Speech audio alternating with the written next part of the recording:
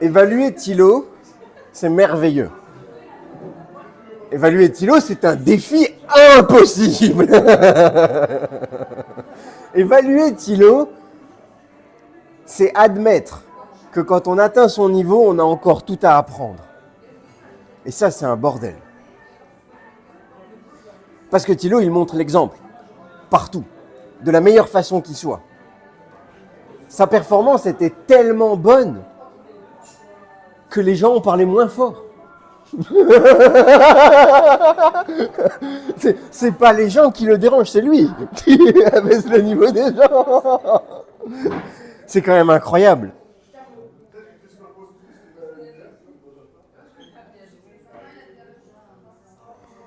Thilo, c'est quelqu'un qui adore l'anaphore, qui va dès le départ dire « il y a 12 mois, il y a 12 mois, il y a 12 mois », qui va jouer de ce style au début, au milieu et à la fin pour qu'on mémorise ce qu'il raconte. Il va nous poser des questions pour relancer notre attention. Il va nous faire rire avec son Thilo imaginaire. Il va nous faire sourire avec la chose commence à devenir chaude.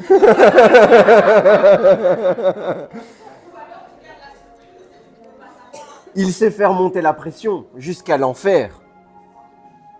Et il commence de son histoire personnelle avec ses difficultés de l'anglais, l'allemand vers le français pour nous dire dès le départ un teaser de son message, un teaser de sa morale, un teaser de son appel à l'action. Do what you can't. Fais ce que tu ne peux pas faire. Faites l'impossible. Et il nous dit que malgré s'il a réussi quelques étapes, la montagne ne faisait que commencer. Il y avait le niveau 1, puis le niveau 2. Et il crée du suspense, niveau après niveau. Nous, on les connaît, les niveaux. Mais j'avais l'impression que je les redécouvrais. Niveau 3, niveau 4, niveau 5. Et c'était drôle parce que ça m'a un peu ému.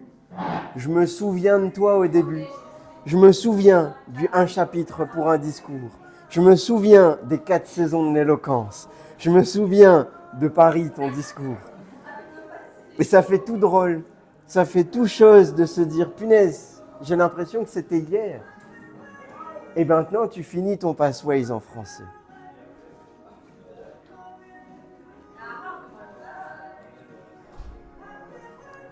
Thilo, c'est quelqu'un qui a réussi. Et je crois que c'est la première fois dans un discours où je l'ai senti aussi fort à devenir inspirant. Parce que même si ton histoire de se plonger dans l'eau, dans la piscine était incroyable, ici, tu nous as montré à quel point tu as réussi l'impossible. Mais tu es quelqu'un de cohérent, qui ne fait pas que dire les choses, qui le prouve. Tu as montré ta solution avec une simplicité, une tâche à la fois. Et tu as été inspirant parce qu'après avoir fait tout ça, qu'est-ce que tu nous racontes ? J'ai hâte de l'année qui vient. Il finit avec un appel à l'action simple, précis, efficace, mémorable, qui a été répété du début, au milieu et à la fin.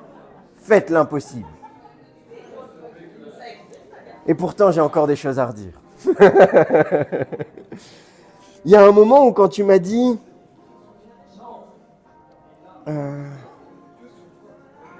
que c'était un enfer, c'est bizarre, mais moi, je n'ai pas senti l'enfer. Et quand tu nous as dit que c'était impossible, comme tu l'as déjà fait, on a cette émotion que tu nous partages qui est que tu l'as fait. Et que du coup, que ce n'est pas impossible.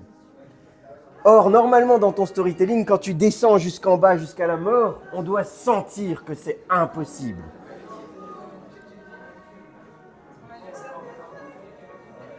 J'ai senti quand tu m'as dit, la chose est en train de devenir chaude. Parce que là, c'était honnête. Là, c'était le moment où effectivement, tu as senti à quel point ça allait être difficile et douloureux. Et c'est ça qu'on doit ressentir. C'est cette émotion que tu dois cibler pour pointer du doigt ton problème et nous emmener au plus bas. Quand tu nous dis que c'est impossible, on doit avoir l'impression que tu t'en es pas sorti. Et après, tu nous révèles que finalement, si. Alors peut-être rajoute des marches d'escalier pour tomber de plus en plus, jusqu'en bas. Exactement. Donc attention à ta performance, storytelling, fluidité. Ce que je veux dire par là, c'est que ce que tu dis doit être en cohérence avec l'émotion que toi tu ressens. Et là, tu étais en cohérence, mais l'émotion que tu ressentais, c'est je l'ai fait. C'était pas j'en ai chié.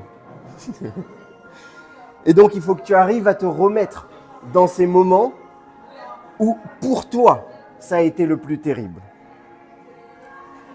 Ensuite, il y a quelque chose d'excellent que Thilo a fait, c'est qu'il a posé l'enjeu. L'enjeu, c'est que la concurrence est rude. TikTok, Instagram, nos téléphones en permanence. Mais tu l'as posé à la fin. Pose-le dès le départ. Montre-nous pourquoi le problème il est grave, pourquoi le problème il est important. Dès le départ, creuse ton problème et pose la concurrence pour qu'on comprenne tous pourquoi c'était si important pour toi d'achever ce parcours. Comment est-ce qu'on arrive finalement à devenir un bon orateur? C'est quand on fait concurrence, nous, à Instagram et TikTok. Et enfin, c'est un point délicat sur lequel on a tous du mal, y compris moi. Mais quand on fait des interactions, on doit y aller. On doit attendre la réponse. On doit être à l'écoute active. Il y a un moment, j'ai senti que tu attendais notre réponse, mais comme personne ne répondait, tu as embrayé et tu as dit « moi aussi, j'ai senti la même chose ». Et en fait, à ce moment-là, tu ne dois pas continuer. Tu dois nous mettre dans l'inconfort. Tu dois nous mettre mal à l'aise. Tu dois nous montrer que si on ne parle pas, si on ne répond pas à ton interaction, eh bien, tu ne continues pas ton discours. Tu dois nous forcer. Et si jamais quelqu'un est déconnecté, à ce moment-là, il va se dire « punaise, qu'est-ce qui se passe? Pourquoi il a arrêté de parler, lui ?» Donc, voici les 3 cadeaux que je te donne. Améliore ta performance, storytelling, fluidité jusqu'au problème de la mort. Mais que toi, tu le ressens, que ça a été vraiment grave et douloureux pour toi. Pose ton enjeu dès le départ pour qu'on comprenne finalement pourquoi tu te bats. Et enfin, assume tes interactions jusqu'à l'inconfort. Sinon, à vous autres, prenez exemple sur l'un des meilleurs Toastmasters.